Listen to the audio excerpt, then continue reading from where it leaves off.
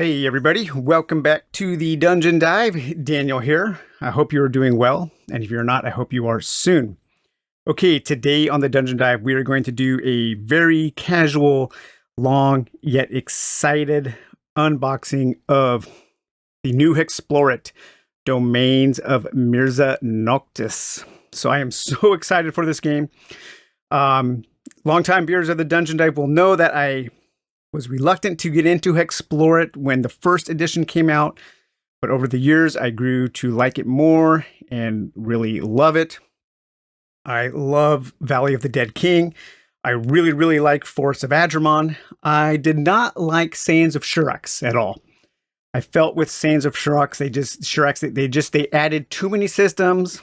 I didn't like how open-ended the win conditions were. There were 4 different win conditions, and you kind of had to commit to one at a certain point during the game. And I just didn't like that. There was, for me, in that game, there was too much to keep track of. I preferred the simplicity of Valley of the Dead King. Well, when they were releasing, or when they were thinking about releasing and putting together the crowdfunding campaign for Domain of Mirza Noctis, they had a little chart that put the games in order of their complexity and their open-endedness. And this new version fits somewhere right between Valley of the Dead King and Forest of Adramon. So I'm hoping that this one kind of pulls me back into the system after being very disappointed with Sands of Shurax. That doesn't mean that Sands of Shurax did not in any way temper my love for Valley of the Dead King or Forest of Adramon. So today we will be looking at the base game. We will be unboxing the expansion. We will be taking a look at some of the new decks of cards and a quick flip through of the campaign book for Clix Madness, the new giant campaign choose your own adventure book that kind of turns the Valley of the Dead King into a hybrid board game choose your own adventure game book. This really is my favorite size of Kickstarter. I love the way this company does their Kickstarters. They are small. You know, when you just get like the game, you get the game and the expansion. And it doesn't come in multiple boxes. It's pretty easy to store. This is a really good size of a single game Kickstarter. However, one thing with this new box is it is big. It is much bigger than Valley of the Dead King. Here's Valley of the Dead King.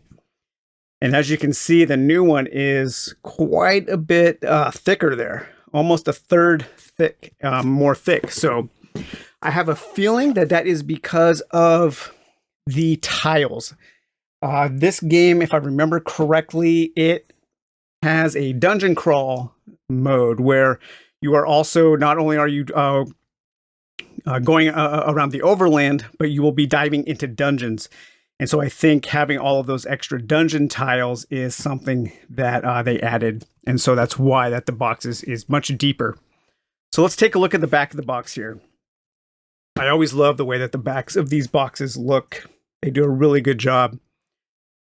So this says a cooperative hero building adventure board game for 1 to 6 players. Which hero will you choose? The moon is full, wary travelers. Hexplore It is a hero building adventure board game system. Cross Vitalia, the sun sets on this cold and desolate place. A once beautiful land of craggy mountains, fertile valleys, and deep bottomless chasms is now wilted like a rose in winter. Make your way across the scarred land to investigate the workings of a terrible blood mage who has spent decades cultivating and collecting the blood of innocents. Move during the day or night and battle a variety of fully illustrated foes. I like how they put that now because the encounter cards do have art now. Experience a rich world and reveal what discoveries might lie ahead. To unravel Mirza Noctis' plans, you must build powerful heroes and face him before it is too late. Can you stop Mirza Noctis? And there's a list of all the things you will get. There is a ton of content in this game. It's going to be a big one. I cannot wait to get this played. So let's crack this thing open and see what is inside. Okay, here we go. So it looks like the top here, we do have like a little advertisement for the next volume. I believe this game is going to be, was it in six? Yeah, 6 volumes. So this is volume 4. So this will be volume 5 here. Mountain of Godai. Kind of looks like kind of an Aztec themed volume there. And then we do have a little kind of a little poster here for Domain of Mirza Noctis. Okay.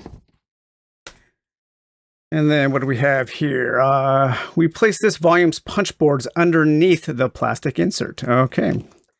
Just a little information card there to let you know that there's stuff underneath the plastic insert. Okay, so here we have our rule book. A book of different play styles. Typical kind of rule book here for Hexplore It, the kind of small and long. I don't mind this. It is kind of nice to read this little smaller rule book. It does make them a little bit thicker than they wouldn't. If they were a little taller, they wouldn't have to have so many pages. But here we're looking at about, what is it, about 80 pages for the rule book. But I typically don't have many issues with their rule books, but that might also be because I do tend to play these games more as RPGs, where if I don't know the rule at the time, I just kind of make it up as I go, and then maybe kind of like revisit the rule book from time to time. I think the rule book is a little bit of a different size, though. I'm just going to pull out the rule book for Valley of the Dead King. Yeah, it is actually quite a bit bigger. I'm surprised at that. That is actually a lot bigger. So that does lend some concern to me. I'm hoping that they didn't end up piling a whole bunch of different systems and stuff on this game. I'm hoping that that chart that they showed remains true. It could just be because there is this additional layer to the game, this dungeon mode. So that could be the cause for the bigger rulebook. But it does look like there is a lot in here. The art looks nice. I think their rulebooks are always pretty well laid out, and these games have a ton of detail, a ton of little things, little fiddly things to forget, to find. But in some ways, that is kind of part of the game, is remembering where the information is on the different placards, because it does kind of feel like you are an explorer in this land. And as you learn the game's systems, you're also learning a little bit about the game's world and that kind of thing. So I don't mind it too much, especially since I'm basically just playing this kind of like as a solo hex crawl RPG, which in that case, it is a very good one. And then we have this book of the different play styles. So all the different ways you can play the game for quicker play, double up, quick play, multiple heroes, one player, marathon, combining it with all the different other sets there. I've never played a combined game. To me, that just seems like too much work. I know some people really like it. I usually play a double up or a quick style, and I almost always play these games with a full map set up before I start the game. I find that to be the most fun way for me to play. But so yeah, you have your book of all your different play styles there. Okay, and then we have some of our placards here. I'm going to move the box out of the way. We'll just kind of dig in the box as we go. All right, so let's take a look at our placards here.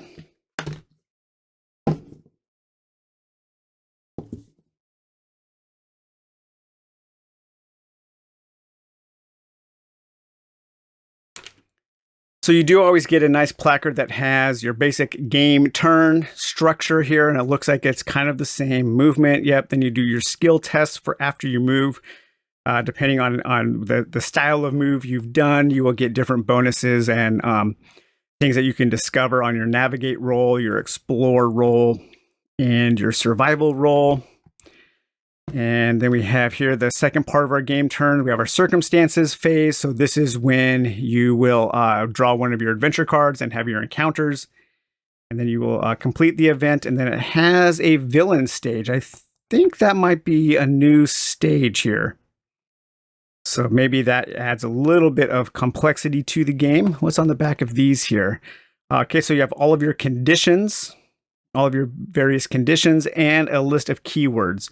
So very handy. I like the size of these. They're nice. I think they always, this game does good documentation. And here we have our battle mat here. Ooh, the battle mat is in portrait mode rather than landscape mode. That is new.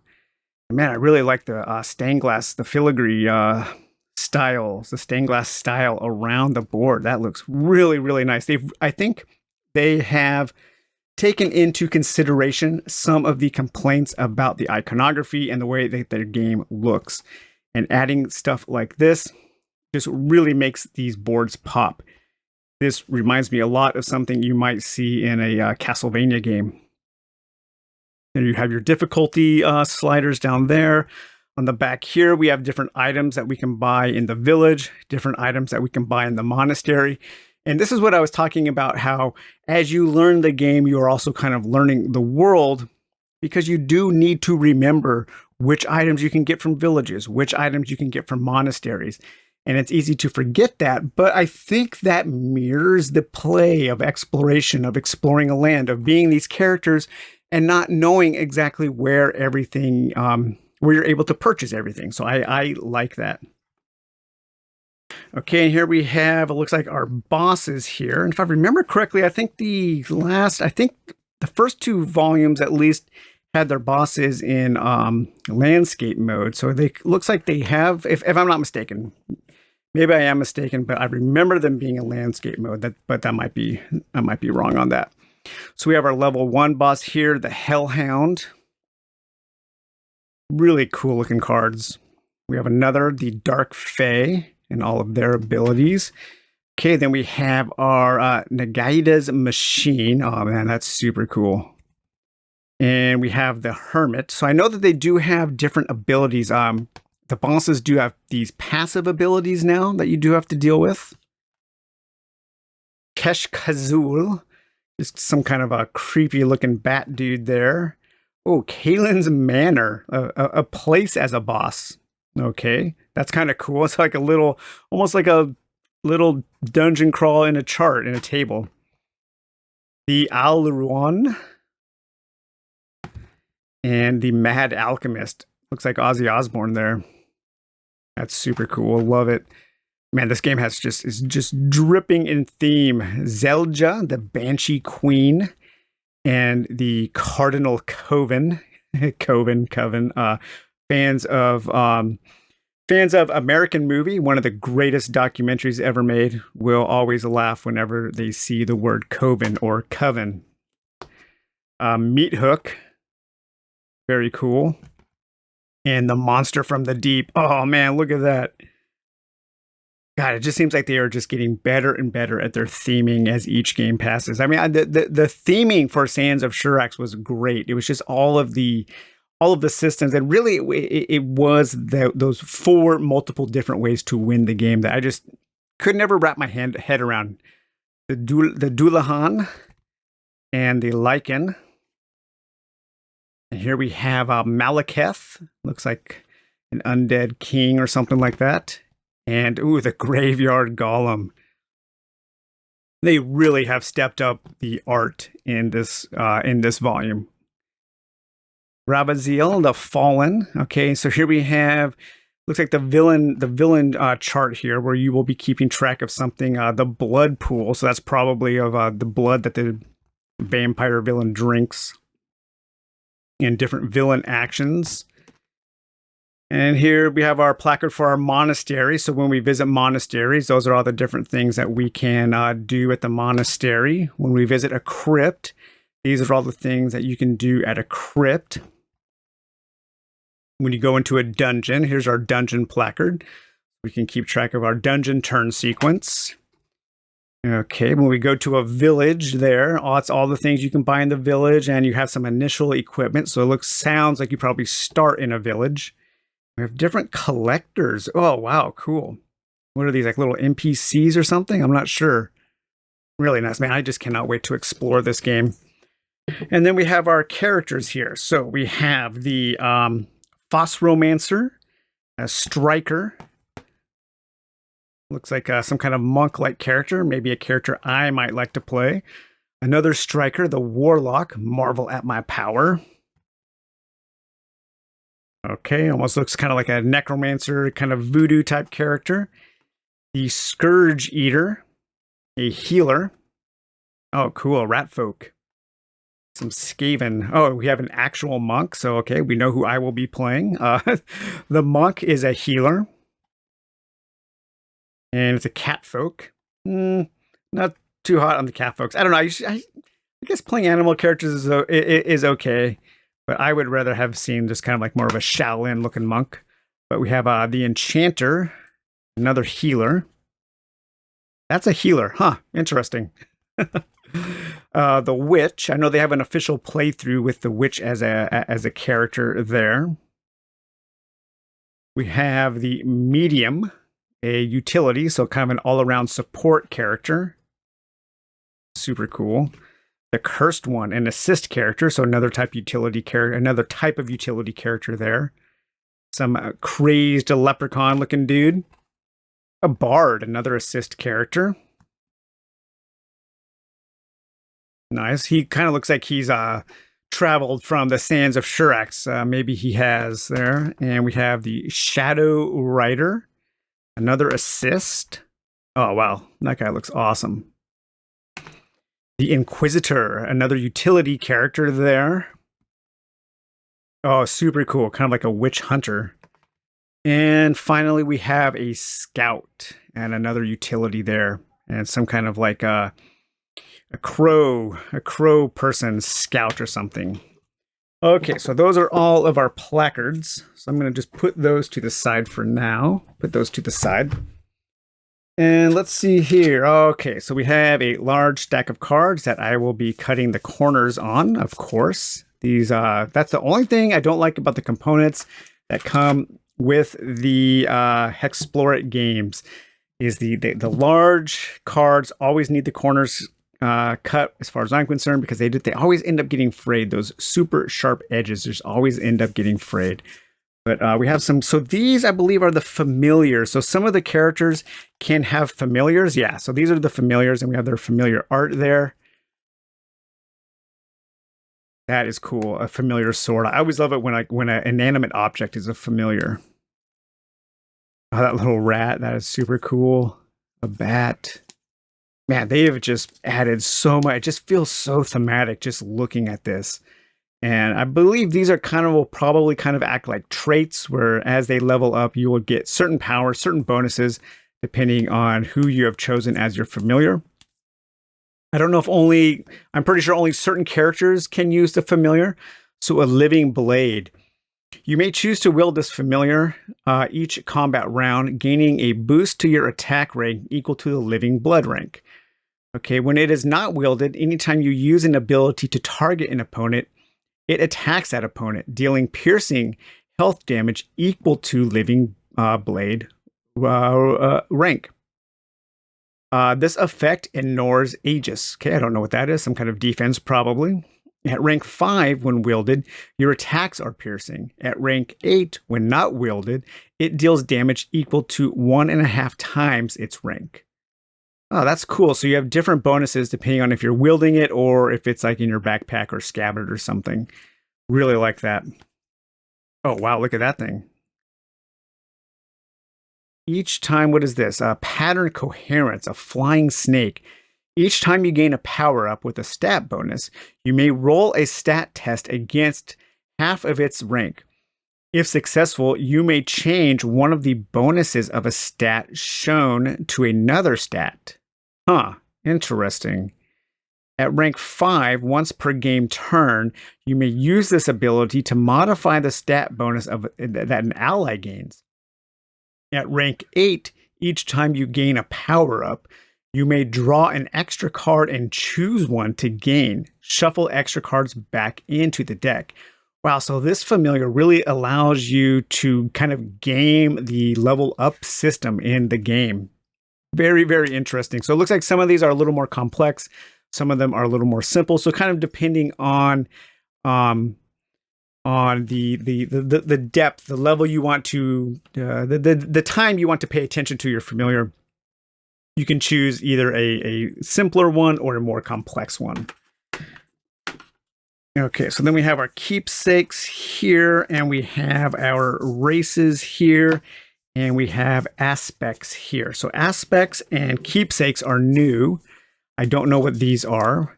I imagine that these are things that your character starts the game with. Looks like they are class or kind of like their job, depending on if they are an assist or a sapper, utility healer, striker, sapper, that kind of thing there. So you will get different kinds of bonuses from your keepsake.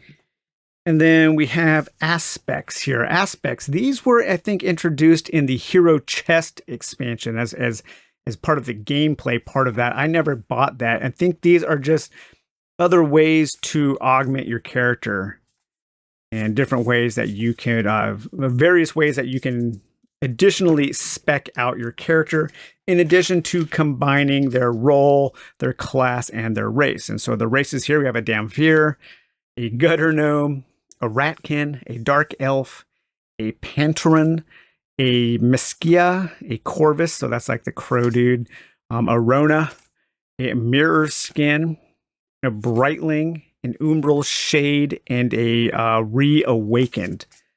It does feel like there are maybe fewer races in this one, but they've probably added more of these aspects and keepsakes to make up for that. Okay, so those are all the small cards, and then of course you get a whole bunch of D10 dice here.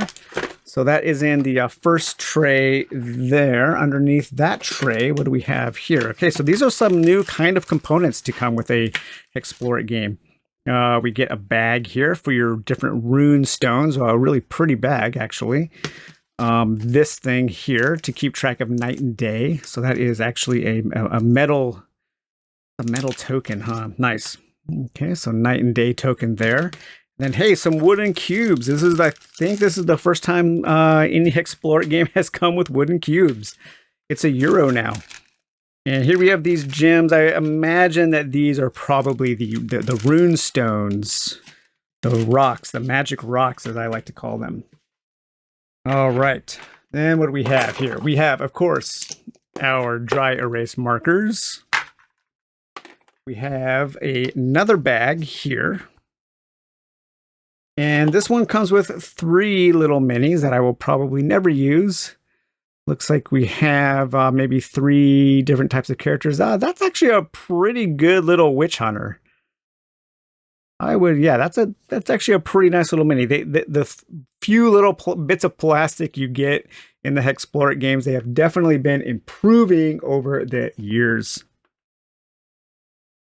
Okay, so now in our next, underneath here, we have our decks of cards. I love that they come in tuck boxes. That is super cool.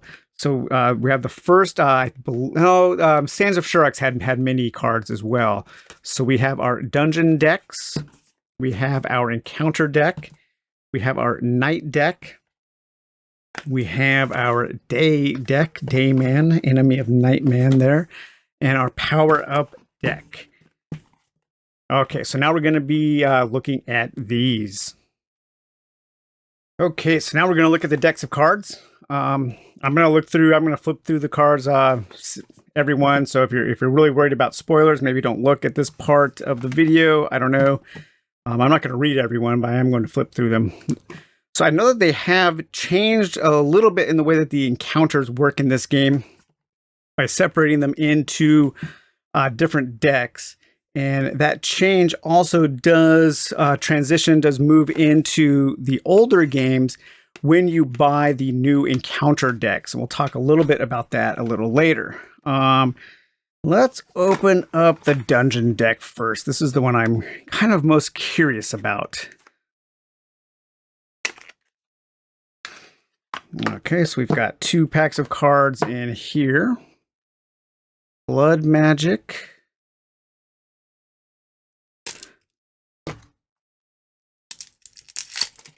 And our dungeon deck.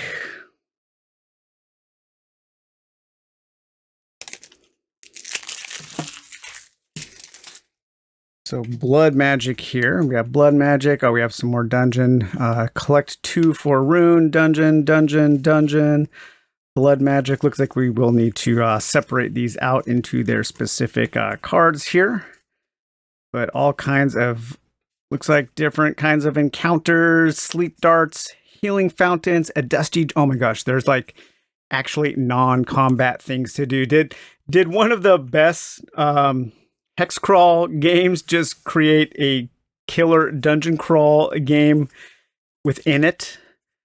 Intricate tile work, a loot of skulls. I mean, just seeing that there are these kinds of events in this dungeon deck is making me very, very excited. The fact that there are things to find in the dungeons that aren't just combat. Yes, I am there for this. I am there for this. I am there for it. A hidden path, kindly spirits, bone reading, a whole new level. Imminent collapse, great roots, cord of truth, a dampening chamber, a cracked wall, a giant boulder. Oh my gosh, guys, this is so cool. I am so excited to get into. I wonder if it would be at all possible ever to just play a dungeon crawl of this game. That would be super cool. Or if they made a dungeon expansion where you could combine it with this game to just play a big dungeon crawl instead of a hex crawl. All right, let's look at the power-up deck now, because I have heard that they added art to the power-up deck, and they did. Oh my gosh, this is like a game changer. Art, a game changer. These the power-up deck used to be pretty boring. It was all just kind of like a bunch of big icons like this. Not exciting. It was fun to get them because they did really cool things, but now every single one has a piece of art on it. They added so much art to this game. And just looking at even though, like, yes, some of the art is reused, but that doesn't matter. This just changes. It just makes everything so much more appealing. So when you draw your power up now, you will have something to look at rather than just some giant hex icons there. Super, super cool. I love it. Okay, and their cards, I think their cards always feel really nice. They have a really nice feel to it. They just, man, they just make great, they make great things. There's no doubt about it. Okay, power up deck. Even when I don't like the thing, like Sands of Shirax, that doesn't mean that it's a bad thing. It just means that that game just wasn't for me. And even that card, even the backs of that card, those cards, this day deck look really super cool. Okay, so we have a whole, so these are kind of like our circumstance cards, our circumstance cards that would have us pointing towards different quests that we can go on, different kinds of events, perhaps different kinds of creatures that we have to fight. An interrupt invasion. I have no idea what that is. We have different bounties. Okay, so that's probably still for your bosses. We have survival quests, discoveries, an interrupt event, an affliction. Those are always bad. And then we have, I have no idea what these are. Heroic cards that actually have some art on them that correspond to the different classes. Okay, so all kinds of exciting stuff to visit during the day. Let's see what the night has in store for us.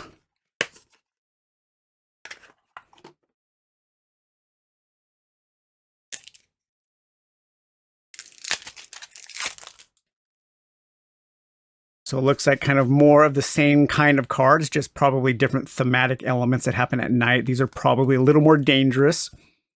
So we have more inflictions, we have more interrupt events, interrupt nature, different types of treasures we can find, discoveries, events. So there's some more events, a thistle coffin, an abandoned cellar, black wedding. I'm getting some real like Diablo vibes from this game as well. Mechanical portal, sacrifice interrupted, falconer, graveyard golem, because I know that's a boss, and Kalen's Manor, yeah, so the bounties are bosses again.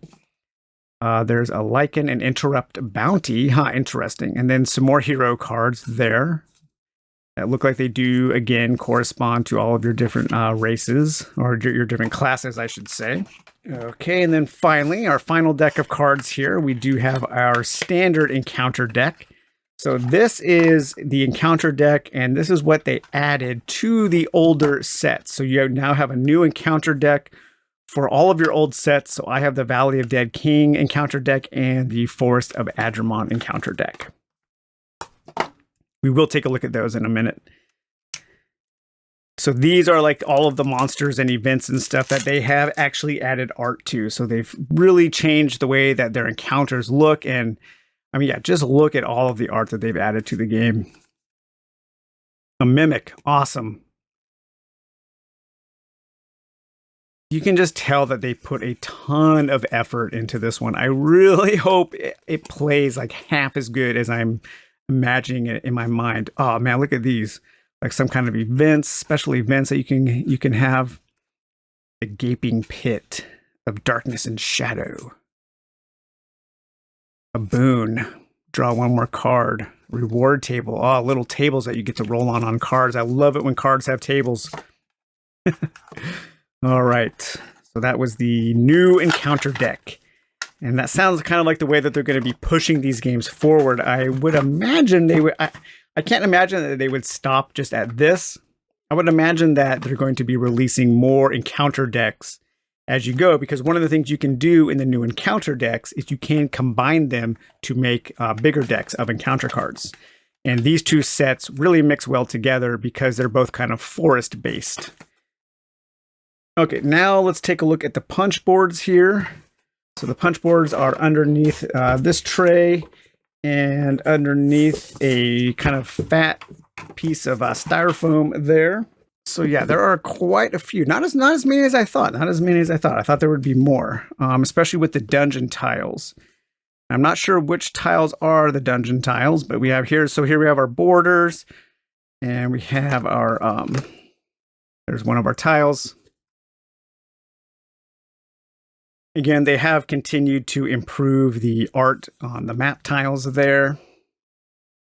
So I think are these small tiles part of the dungeon? I cannot remember. There's more of our borders, more of our other tiles. That's where your bosses are going to be there.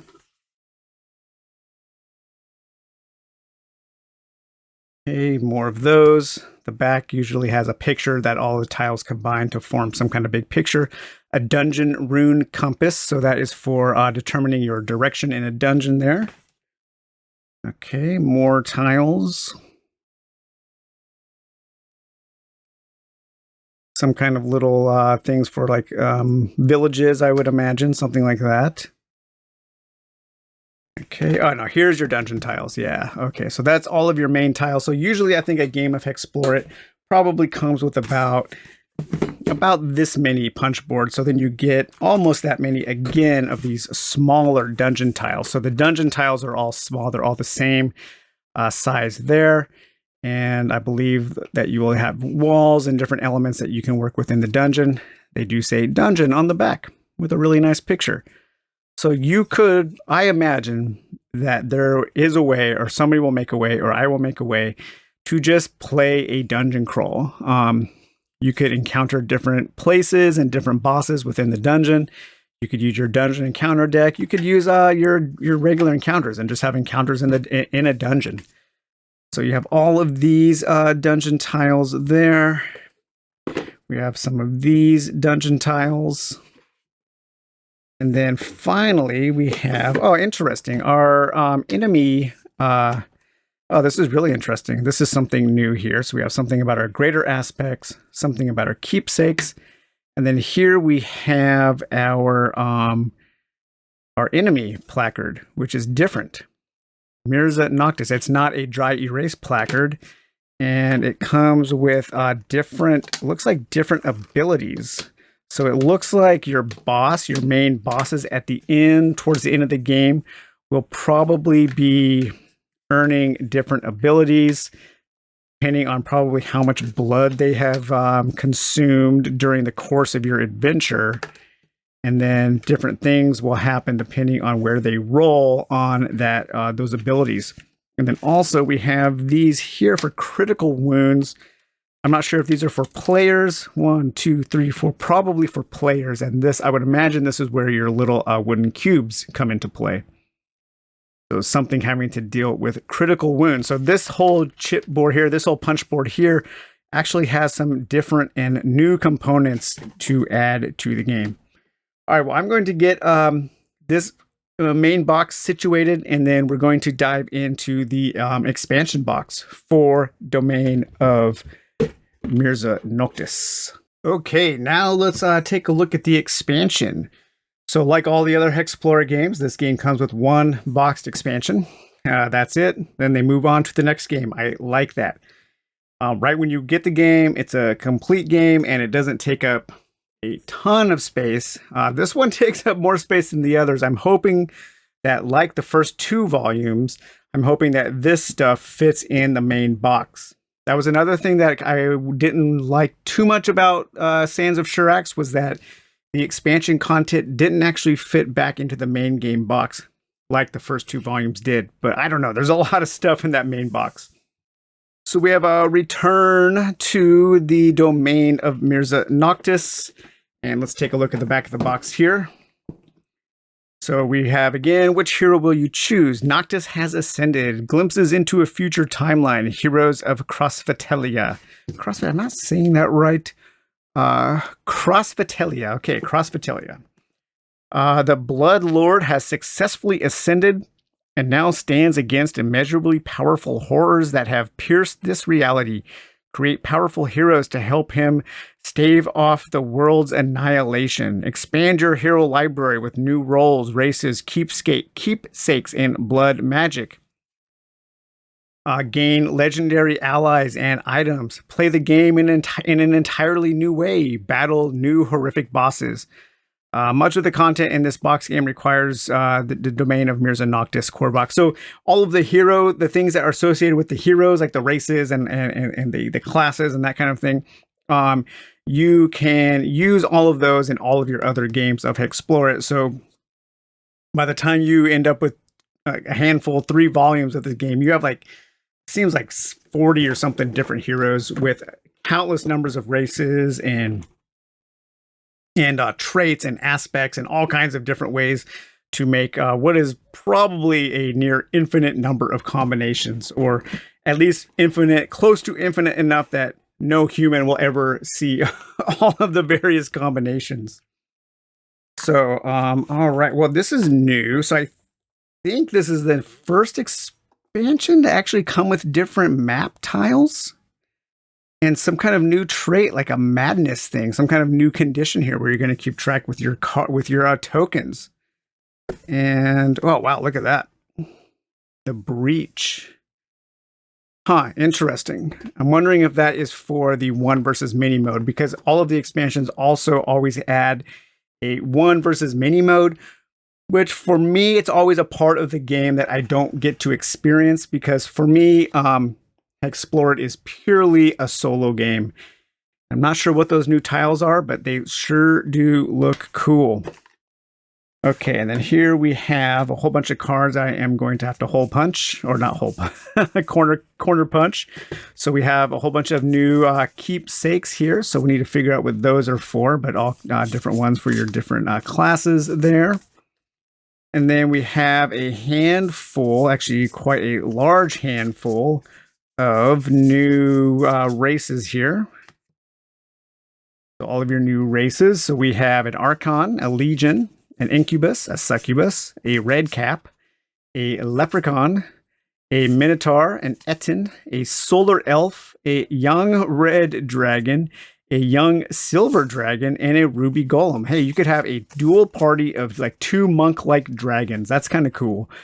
So the expansions, they always introduce more powerful races and classes.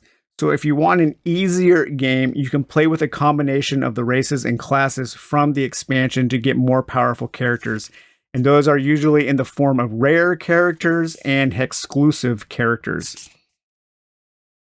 So that's what I usually do, just because I'm not very good at games, as I've said 1,000 times before. So I like to play on easy mode.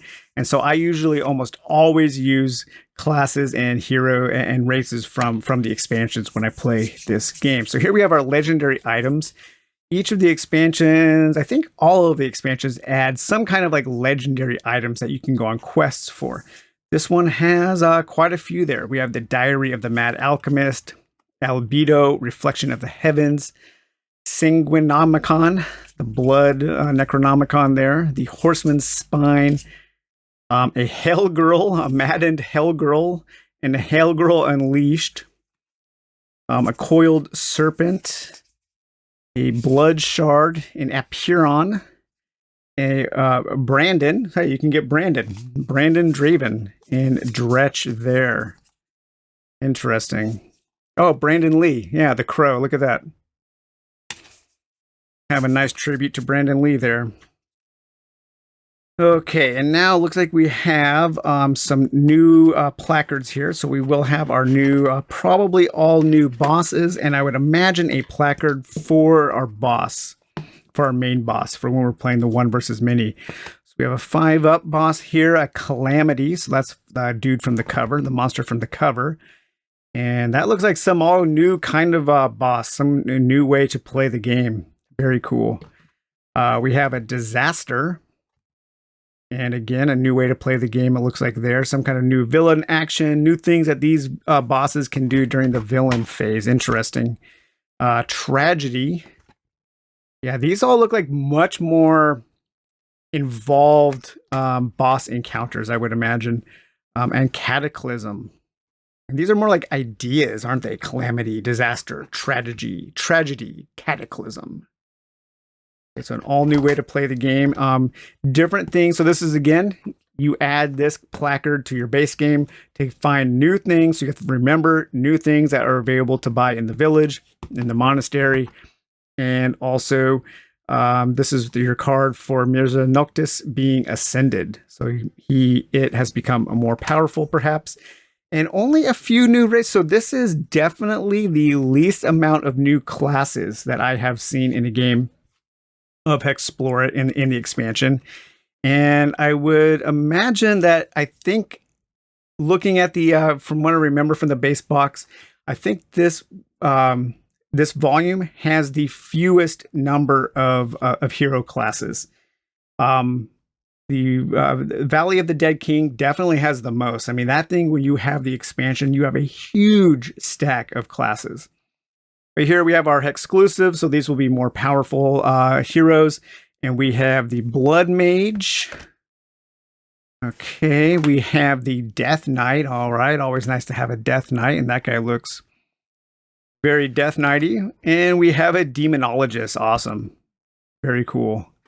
Okay, so there's all of our placards for our expansion material. And then we do have our rule book. So the rulebook, the domain of Mirza Noctis, return to rulebook. Let's see what's in here. So we have a welcome, new heroes, the Breach game mode. I'm interested. I want to look at that real quick. The Breach. So this is that new game mode that uses those new bosses here. Let's read this. Let's see. This version of play presents a future timeline for your heroes. What happens when Noctis succeeds? Interesting. The Dark Lord has gathered the blood needed for his ritual and has ascended to godhood. But this goal of ascension wasn't what people thought it would be. His hostility against the commoners of Crossvatelia has eerily ceased. New terrible horrors have arrived in the land, seeking to tear it asunder. Did Noctis summon them? Or was he preparing for this eventually all along? Noctis may now be the only one strong enough to stand against the horrors. Oh my gosh, do you have to like partner with your enemy? But did he gather enough power, or will he succumb to these titanic forces from another plane of existence? Only your heroes can help shape Crossvatelia's destiny. Summary of changes. Let's see, the blood pool. All right. Oh, so yeah, really quite a different way to play the game. Whole different way to set it up and set up your hero. Different rules for gameplay.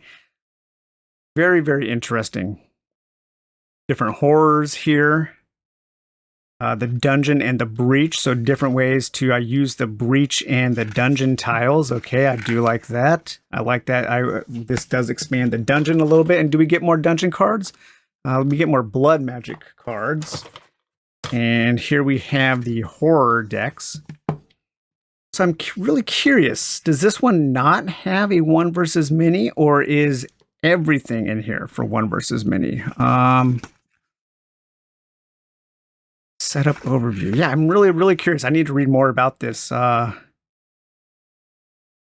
heroes win the game when they defeat each of the 4 horrors, or if they close the breach. The heroes lose the game if the blood pool is reduced to 0, and any of the horrors are alive, or if all the heroes die. So it sounds like the main mode that this adds is just another co-op mode.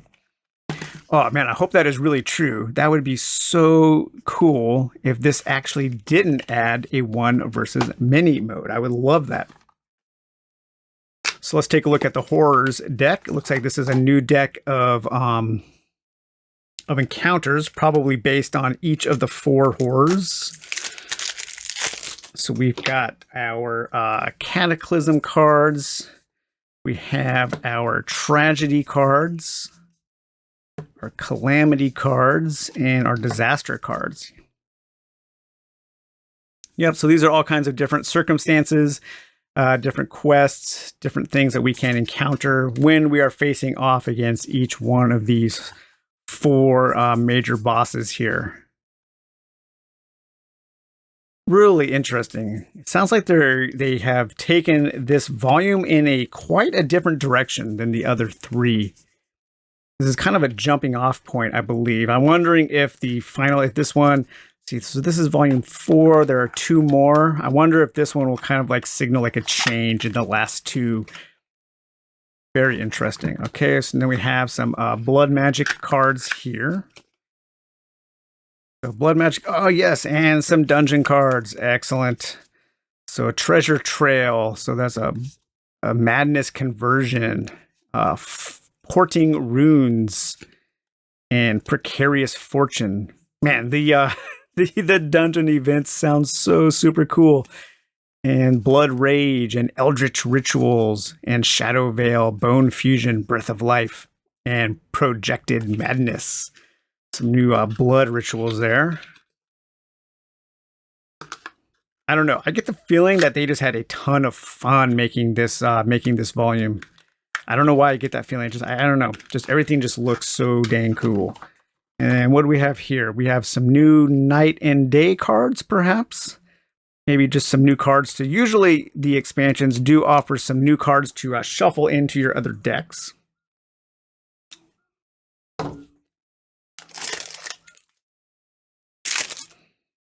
So we have some new night cards. We have some new encounter cards.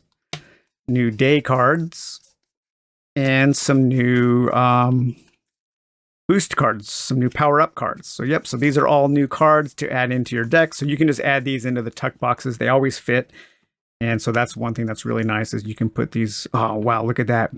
Eddard's Black Tentacle, the Demogorgon, timely, maybe. Yeah, I guess you could say that's timely. The last season of Stranger Things was pretty dang incredible. By far my favorite, especially from episode 4 on, was just, man, every episode from 4 on, absolutely killer. Our new night cards here. Got our hero cards for our different classes. So whatever happens with those, not quite sure yet. Okay, what is that? Catacombs. What did I see here? Curiosity in the Catacombs. Draw and place up to 6 dungeon tiles.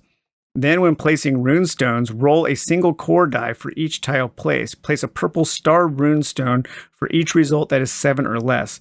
The group may immediately enter the dungeon on any revealed crypt location. Oh god, I cannot wait to go into the dungeon. And then it looks like we have some cubes to keep track of your madness.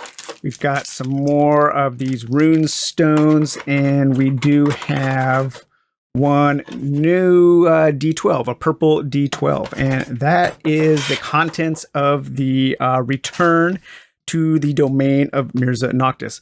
Next up, we're going to take a look at some of these new decks of cards, so stay tuned. Okay, so now we have 3 different decks of cards to look at. We have the new encounter decks, for the Valley of the Dead King and the Forest of Adramon. I will be super honest, I already opened this one up because I was so excited to see the new art on the cards, and I wanted to see what these were all about. So I cheated a little bit on this unboxing, but I just couldn't wait. And then we had the living card deck for the domains of Mirza Noctis. So let's take a look at this first here. So the living card decks are kind of interesting. They're a little weird. You add them to your encounter cards for the base game, and then they will have QR codes, and you can scan them, and it takes you to a website where the cards change over time, and they add new little kind of like connecting quests as the year goes by. And I think they do each set, they do it for a year. And then after that's done, the QR coded cards, they live online, so you can always access them. I don't use them very frequently, but it is an interesting idea, and it does just add a whole bunch of new cards to all of your decks. And hey, what do you know? They did something new again. They added a new kind of card in the living card deck. So that right there is completely new. So we have some encounter cards. We have these new Knight Blood Ties. I would imagine that these cards here are probably a connected quest that you play. And then you also have a connected quest probably for the day cycle there. And then we have some new night cards and some new day cards. Let's take a look and see. So you will find five card types in this deck. Encounters are shuffled into your encounter deck. The other cards are kept separated and in their own stacks and shuffled only if indicated below. The 5 decks are the encounters, what is this, what is that, from on high, and blood ties. And then we have here, let's see, when you draw a matching living card from the day or night deck, the 4 cards shown below, so those are going to trigger the living card section of this expansion. Place the applicable stack of 12 cards in its respective slot, face up. So when you draw the card from the night or the day, then you will choose which one you will be playing as. When you draw Blood Ties or From on High card, play these arcs in numeric order, starting with number 1. So yeah, so these will be a series of cards that you will have to go on to complete a quest, going from number 1, from on High Valestial, all the way to number 10 there, which is going to be From on High Holy Allies. So that's going to be one kind of like major quest that you can go on. And then we have one for Blood Ties 2, which starts as Blood Ties Innocence, starting on quest number 1, going through quest number 10 at Blood Ties Justice Delivered. And then at night here, you will have, so these can be shuffled into your various night decks. So these will be all kinds of new things to experience. And during the night phase, new things to experience during the day phase here. And there's one of our, what is this, this quest here. So actually it looks like they got rid of the QR code version of the living card. I haven't seen any on printed on the card. So I'm not quite sure what is living about this. I think it just means that it lives on in the game. It's kind of like a little mini legacy aspect to the game where you can change your game by having these more substantial quests during the main game. And here we have a whole bunch of new, awesome looking encounter cards with all kinds of art. Once again, they have just completely knocked it out of the park with these new encounter cards. Those look so good. So yeah, very interesting. Again, they have really changed things up with this volume. I'm wondering how much of knowledge of previous volumes carries forward. So then now we have our new encounter decks, and the encounter system, the new encounter system, using these red encounter deck cards from Domains of Mirza Noctis are now used. If you buy this expansion, they are used in your older volumes.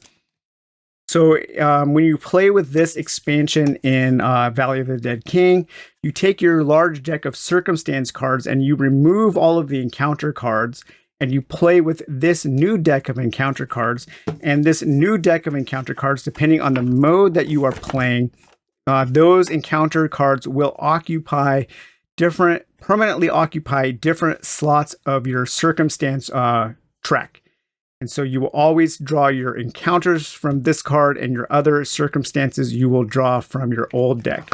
So these cards replace all of your encounters, and they have updated them all with new art. I would imagine some new abilities and all kinds of new things. So this is your deck for your new encounter deck if you wanted to play this with Valley of the Dead King. And then you can always mix these together as well with your cards from Forest of Adramon here. So this one I have not opened yet. So just a new deck of encounter cards. Same thing, I would imagine. Volumes 1 and 2 didn't change a lot in terms of like core mechanisms. So yeah, so it looks like volume 1 and 2 are the same. So this is a new deck of cards that you can use to replace your encounter deck in Forest of Adramon. All kinds of forest creatures to fight and new things to encounter. And again, since both of these volumes do tend to take place in like forested areas, I am probably going to mix these together to form a super deck of encounter cards. So really like that. Okay, and now finally, let's take a look at the absolutely huge campaign book that was released for Valley of the Dead King. And this is a prequel to that game. This new campaign takes place before the game, and this is kind of like the rise, what gives way to the rise of the Dead King in the Valley. This thing is absolutely massive. It is over 500 pages. I doubt I will ever see a third of this campaign. And as astute viewers of the Dungeon Dive will note, I typically don't like large campaign games. So why did I get this? One main reason. I already know that I like Hexplore It.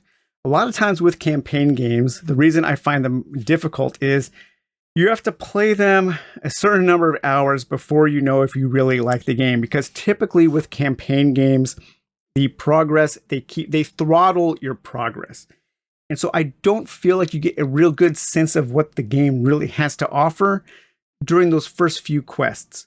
Yeah, I already know that Hexplore It is a great game. I already know I love the game. I already know that I can play the game on my own terms. I can play one and done games. I can play non-campaign versions.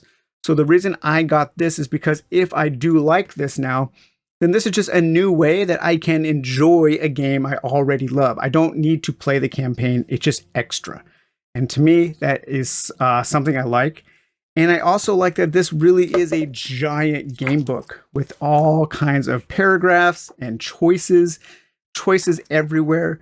It has a keyword system, so you will be keeping track of keywords, kind of like Fabled Lands.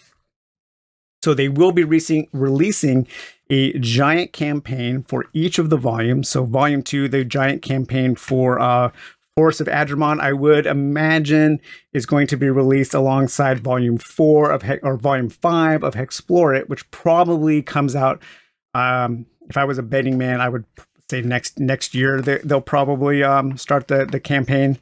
So it has all of your rules and then what you need to play, or not what you need.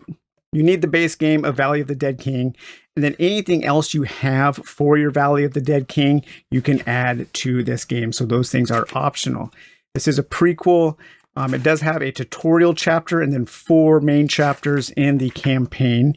You have all of your campaign rules. So there are different ways to keep track of time using your power-up cards. There's the structure of the game is a little bit different. So you do need to learn some more rules. So I have a feeling that this is going to take a little more effort to get into. There are also new character sheets. So if you want to just keep track of your character sheets on paper, you can go ahead and, where are those? Those are somewhere in the back here. But you can go ahead and print out these character sheets. It has this whole appendices at the back here, and that all of this useful information, all of these charts and stuff you can download from their website, so you don't have to use the book. So here are the new hero sheets. And interestingly enough, this campaign does throttle your progress. And so when you start the campaign, you actually don't have access to your hero's mastery abilities. You only have the 2 basic abilities. So once again, if this was released just as a normal campaign, it would take you some time before you got to really experience what the game has to offer. And that's one of the things I do not like about campaign games, is how they throttle my enjoyment by like not giving me what I want from game 1. So I'm not sure if I'm going to like this, but I am going to give it a try. One thing I absolutely do not like, and this is super picky, but every time I see it, I think it looks terrible. And that is the font that they use for Clicks Madness. I can't help but think this looks like some Burger King kids menu font, or something that you would see on a really bad local station for their Saturday morning kids cartoon lineup.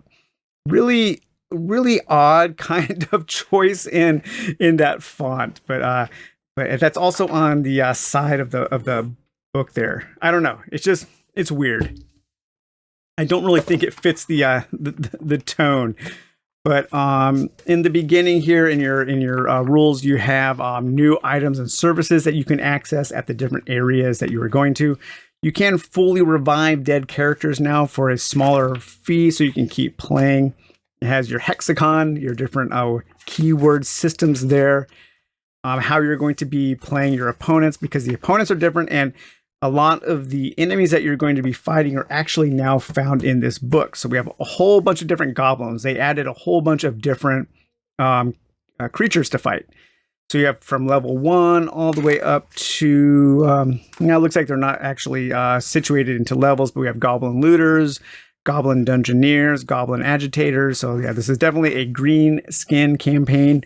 Monstrous rats, gray sludges, pale orb weavers. And then we have some new bosses. So we have our Hobgoblin Bruiser there, and our Castronic the Bloated, King Click's Forces. And so that's all of your different opponents. And then creating your heroes is a little bit different. And there are these new things scattered throughout this book called heroic moments. And heroic moments are different choices that will be available to you depending on the combination of your class, your role, and your race. And there are over 2,000 in this book. And this tells you the number of optional heroic moments that you can have if you choose to play a certain combination of role, race, aspect. So pretty interesting. If you want to have a lot of heroic moments, you would want to play a vagabond, an angel-born vagabond, and a healer with the elemental aspect. That would give you the most amount of options to have heroic moments. So I think it's pretty interesting that they put this information right in the front of the book. I have a feeling that those heroic moments are going to be pretty cool, because it's telling you, hey, if you want to have a lot of them, play these characters. If you want to have fewer of them, maybe they take up time. Maybe they are diversions. Maybe, if you want to play a Highlander sorcerer as an entomorph and a utility character, you're going to have much fewer heroic moments. And so again, you will be building your character a little bit different. You have less access to gear and upgrades at the beginning of the game. And then it goes into the how the chapters are laid out. And then you have your prequel here. You can play through the prequel. This mode uses pre-set up maps. And then the rest of the book is this giant game book. It really does add a game book layer on top of a board game. At the end here, we have a whole chapter on NPCs. So we have a whole bunch of different NPCs that we will be able to meet and interact with in some way. Chapter items, farmable items, different statuses that you can get during the chapters. These are all passages that for when you interact with the NPCs. I read through this book quite a bit last night, a couple nights ago, because I was shocked at how just absolutely huge and in depth this thing is. I don't know how they had the time to make a huge giant game book and a huge giant game at the same time. I am hoping, fingers crossed, that this thing isn't riddled with errors that are going to break the game, because like any choose your own adventure style game, one misprint that tells you, hey, turn to paragraph 72. If that is wrong, your game's broken, and you will have to wait until somebody else discovers that error in order to have some errata in order to continue playing that. And so here you have all of your sheets and handouts, and all of this material can be accessed from the webpage. So I will probably be downloading that and probably laminating some of it. But here's your map. So I think this is really cool. It shows you the world of this map. This is kind of like the official map, the official world map of Clix Madness. I am going to take this and like create this for the next time I play Valley of the Dead King, and I'll play in the official world layout. I think that is really cool. And we have some campaign encounters. So those are the same encounters that were at the beginning of the book, but you can actually print those out so you can keep those separate. And then we have our character sheets. We have our different world maps and an item or a legend of different things that you will find on your main world map. A list of all the new purchasable items, campaign items, more campaign items, keywords and conditions. These are your campaign statuses. So these are all of your keywords that you will get. And as you gather different and more keywords, different options will be open or closed to you. And then here we have our maps for our different chapters. So you have your chapter 1 map, your chapter 2 map, chapter 3 map, and chapter 4 map. And then a place for you to keep notes, and a really cool picture there of Fall of the Ancients Campaign 2. So they mentioned that. And then it also shows you all of your your Forest of Adramon, Sands of Shurax, Domains of Mirza Noctis, and Mountain of Godai. So I definitely believe that they are going to be releasing these giant campaign books for the entire thing. So let's take a look here. Adventure awaits. Clix. Let's take a look here at the back of the book. Adventure awaits. Clix Madness is a choose-your-own-path, narrative-driven adventure built for the first Hexplore It volume, The Valley of the Dead King. The board game novel hybrid is one-of-a-kind story that takes place in the Runecrest Valley before the Dead King arrives. Click, Emperor of the Goblins, has somehow managed to unite the short-bickering fiends and mold them into a force even the elves of Fane Hill cannot contain. Under his command, the goblins are surging across the Runecrest like a plague. Play the Valley of the Dead King in a new way and experience the unfolding of a rich and epic story. Your heroes will plunge into the narrative and drive how the story unfolds based on the decisions and actions you make. This product requires the use of Valley of the Dead King core box. Create heroes and experience a choose-your-own-path story through 6 chapters. 6 chapters. I thought there was only 4. Interesting. Maybe there's 2 hidden chapters. I don't know. There's a prologue. I know that. But let's see. You will experience only a fraction of the content during each chapter, which means your story can unfold differently each time you play. Gain unique epic gear, campaign-only equipment and statuses, face powerful new opponents, and power level your heroes through the entire length of the story.